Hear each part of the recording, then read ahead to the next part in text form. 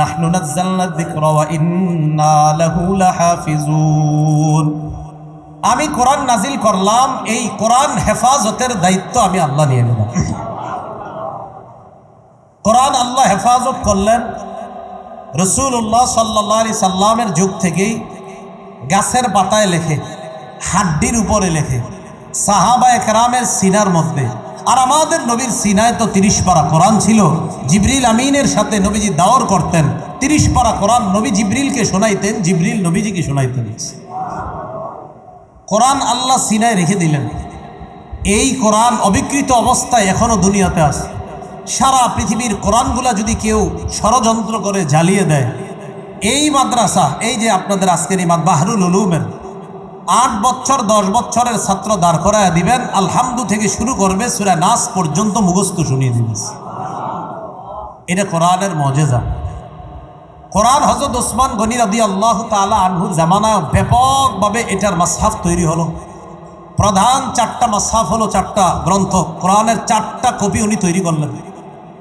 এর মধ্যে 2টা কপি তো এখনো ওই যুগের কপি এখনো দুনিয়াতে পাওয়া যায়। যদি কোন হুজুর আমার টাকা পয়সা আছে, আমি একটু দেখার ব্যবস্থা করা যায় কিনা, হ্যাঁ, টাকা পয়সা খরচ করে আপনি যাইতে যদি যান তাহলে এখনো ওই যুগের কোরআন দেখতে পারবেন। ওসমান গনি রাদিয়াল্লাহু তাআলা আনহুর যুগের 2টি কোরআনের কপি, একটা তাশখন্দের লাইব্রেরিতে আছে, আরেকটা ইস্তাম্বুলের লাইব্রেরিতে আছে। তাশখন্দের যেই লাইব্রেরিটা, ওই লাইব্রেরিতে যদি টাকা খরচ করে যেতে পারেন, সেখানে যাওয়ার পর দেখবেন ওসমান গনির যেই কপিটা কোরআনের, এই কপিটা খুলবেন, খোলার পর সূরা বাকারার 137 নম্বর আয়াতে যাবেন। যাওয়ার পর দেখবেন সেখানে রক্তের একটা চিহ্ন দেখা যায়, সূরা বাকারার 137 নম্বর আয়াত। কেন দেখা যায় জানেন? 35 হিজরির 17ই জিলহজ বা 18ই জিলহজ শুক্রবার দিন ঘাতকরা, বিদ্রোহীরা হযরত ওসমানকে শহীদ করে দিয়েছিলেন যখন, তখন হযরতে ওসমান কোরআনের এই কপিটা তেলাওয়াত করতেছিলেন আর সূরা বাকারার 137 নম্বর আয়াতটা পড়তেছিলেন। রক্তের ছিটাটা উনি কোরআন পড়া অবস্থায় ওই 137 নম্বর আয়াতের উপর গিয়ে পড়ছে। সেটা এখনো আপনি তাশখন্দের লাইব্রেরিতে পাবেন। এই জন্য যদি কেউ বলে যে 1500 বছর আগের কোরআন, এই সে তো যান, গিয়ে খোঁজেন, দেখে আসেন, তো সেখানে গিয়ে দেখবেন ওই কোরআন আর এই মাদ্রাসার কোরআন কোনো পরিবর্তন নেই। তো এই জন্য ইসলাম কেন শ্রেষ্ঠ? ইসলামের ধর্মীয় গ্রন্থ কোরআন, এই কোরআন আল্লাহর কাছে শ্রেষ্ঠ। এটা শুধু মুখে বলার মাধ্যমে না, এটা প্রমাণিত যে কোরআন আল্লাহর কাছে শ্রেষ্ঠ কিতাব। এই জন্য এই কোরআনকে ধারণ করা, সিনায় ধারণ করা। তো মাশাআল্লাহ মাদ্রাসা ছাত্ররা এই কোরআন সিনায় ধারণ করে। আমি আপনি আমরা যারা এখানে মুসলমান আছি, আমাদের তো দায়িত্ব কর্তব্য হলো নিয়মিত কোরআন তেলাওয়াত করা, কোরআন পড়া। কোরআন আল্লাহ পাক রব্বুল আলামিন কেন নাজিল করলেন, খুব মন দিয়ে শুনবেন। কোরআন আল্লাহ নাজিল করেছেন, 1 নাম্বার নাজিলের কারণ হলো তিলাওয়াতুল কোরআন। কোরআন তেলাওয়াত করার জন্য আল্লাহ কোরআন নাজিল করছেন। কি করার জন্য? ওলামায়ে কেরাম আর ছাত্র ছাড়া আমি যদি বলি আজকে কারা কোরআন একটু খুইলা তেলাওয়াত করছেন, আমি বলবো না, কিন্তু বললে দেখা যাবে বেশিরভাগ মানুষই হাত তুলতে পারছেন না। অথচ উচিত ছিল মুসলমান হিসাবে আমার ধর্মীয় গ্রন্থ কোরআন, আমি যদি এটা না পড়ি তো এটা কে পড়বে?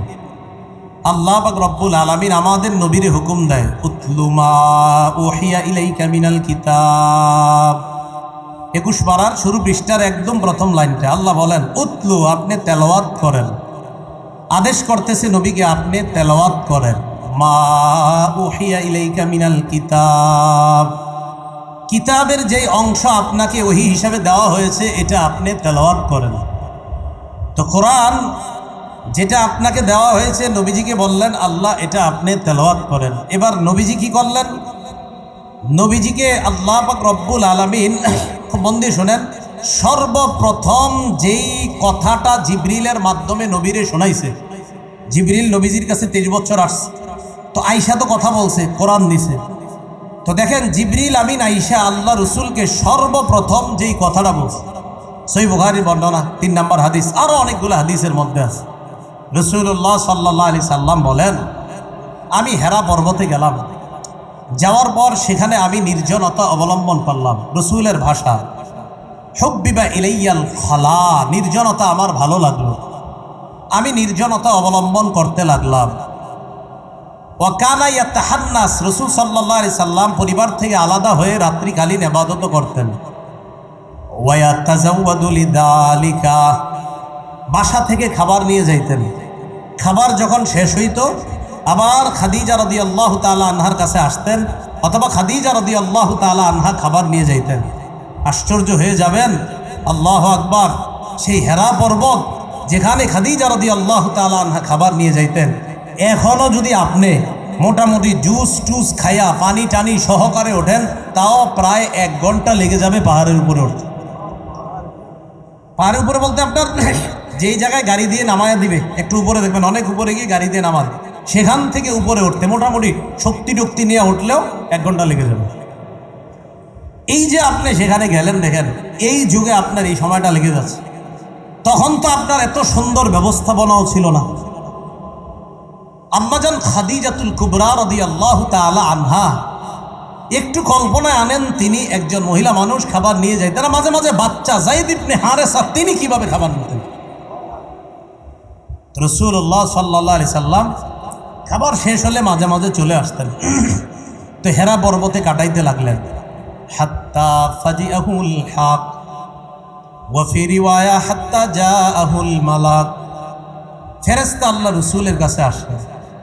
আসার পর রাসূলুল্লাহ সাল্লাল্লাহু আলাইহি সাল্লামকে বললেন, ইকরা। আয়েশাই বললেন, আপনি পড়েন। বলেন তো জিবরিল আমিন সর্বপ্রথম কি বলছে? হে মুহাম্মদ সাল্লাল্লাহু আলাইহি সাল্লাম বলছে? আরে বলেন, বলছে? হে ভাই বলছে? হে নবী বলছে? আয়েশাই বলছে পড়েন। অতএব ইসলামের প্রথম শব্দটা পড়েন। অথচ আজকে অনেকেই পড়েন নাই।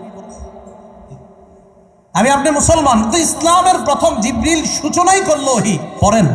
আমি পড়ি নাই, আপনারা পড়েন নাই। আমি আপনি নাম দিচ্ছি আমরা মুসলমান, মুহাম্মদ সাল্লাল্লাহু আলাইহি সাল্লাম আমাদেরকে দাওয়াত দিয়েছে, আমরা মুসলমান। তো মুসলমান ইসলাম, এই ইসলামের যে দাওয়াত রসুলের মাধ্যমে এখন শুরু হবে। জিবরিল আমিন আয়েশাই বলে নাই হে নবী, হে রসুল, হে ভাই, কিচ্ছু বলে নাই। আয়েশাই কয় ইকরা, পড়েন।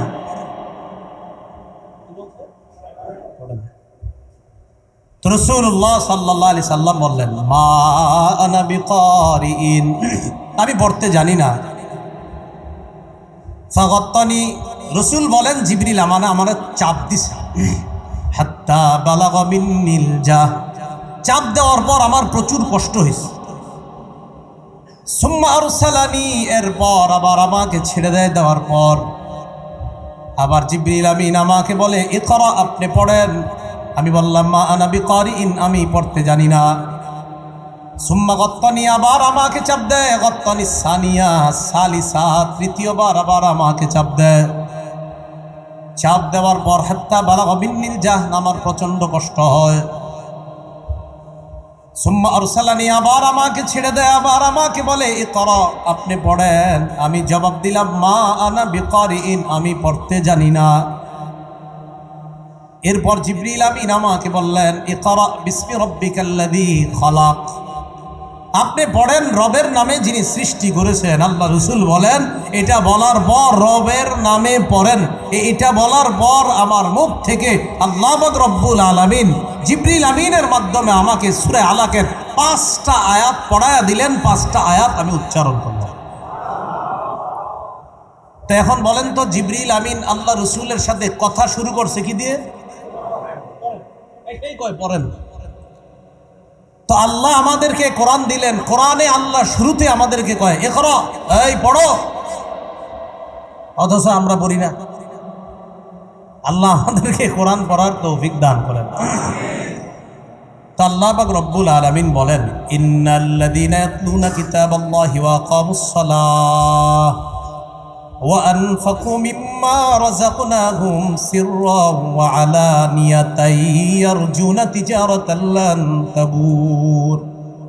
আল্লাহ বলেন নিশ্চয়ই যারা ঈমান এনেছে, ইন্নাল্লাযীনা ইয়াতলুনা কিতাবাল্লাহ, যেই মুমিনরা ঈমানদাররা আল্লাহর কিতাব তেলাওয়াত করবে, ওয়া আকামুস সালাহ, নামাজ কায়েম করবে, ওয়া আনফাকু মিম্মা রাযাকনাহুম সিররান ওয়া আলানিয়া, যারা আমার দেয়া রিজিক থেকে গোপনে এবং প্রকাশ্যে দান করবে, ইয়ারজুনা তিজারাতাল লান তাবুর। আমার দেয়া রিজিক থেকে যারা গোপনে প্রকাশ্যে দান করে তারা এমন ব্যবসা করে যেই ব্যবসায় কখনো লস নাই, লাভ আর লাভ। ইয়ারজুনা তিজারা, তারা এমন ব্যবসার আশা করে লান তাবুর, যে ব্যবসা কখনো ধ্বংস হবে না, যে ব্যবসা কখনো কি হবে না, ধ্বংস হবে না, এমন ব্যবসার লাভ, লাভজনক ব্যবসা। তো আল্লাহ বলেন লিওয়াফিয়াহুম উজুরাহুম ওয়া ইয়াজিদাহুম মিন ফাদলি, যেন আল্লাহ তাদেরকে পরিপূর্ণ প্রতিদান দেন, ওয়া ইয়াজিদাহুম মিন ফাদলি, আর আল্লাহর অনুগ্রহ যেন তাদেরকে বাড়িয়ে দেন।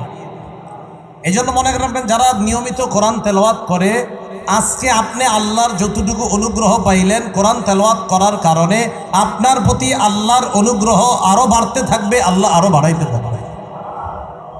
তাহলে ইসলামের গ্রন্থের নাম কি বলেন? ইসলাম ধর্মের ধর্মীয় গ্রন্থের নাম কি? মুসলমানদের ধর্মীয় গ্রন্থের নাম কি? আল্লাহর কাছে মনোনীত ধর্মের নাম কি? ইসলাম। ইসলামের ধর্মীয় গ্রন্থ এটা 1500 বছর আগে যেমন এখনো তেমন, কিয়ামত পর্যন্ত তেমনই।